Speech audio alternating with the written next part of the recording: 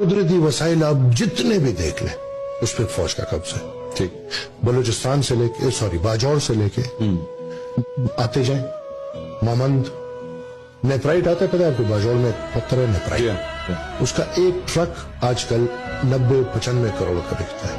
اچھا, اس میں ڈائریکٹ جی فوج کا 30%, باقی اگلے کا 10%, کوئی کور کمانڈر کا بیٹا ادھر بیٹھا ہوا ہے, اس کا مطلب ڈائریکٹ چیز چل رہا ہے. ادھر سے جاتے جائیں وزیرستان تک جائیں, وزیرستان میں چل آپ جو ایلیگیشنز لگا رہے ہیں you responsible for this. No worries, آپ بہت serious allegation. No worries, and this is what is happening. ٹھیک ہے, وزیرستان میں جائیں, وزیرستان کی چلبوزیاں بھی ان کے قبضے میں. اچھا, جو وہاں پہ ہوتی ہے.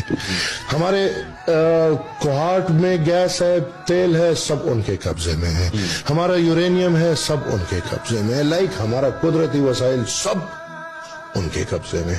اور پھر سب سے اوپر وار اگینسٹ ٹیررزم میں ہمارے ریاست نے اس گنونی کھیل میں جو انہوں نے خود شروع کیا, خود چلا رہے, اس میں ہماری زندگیاں تب ہو گئی ہیں. آپ کیا سمجھتے ہیں ہم کیا کریں؟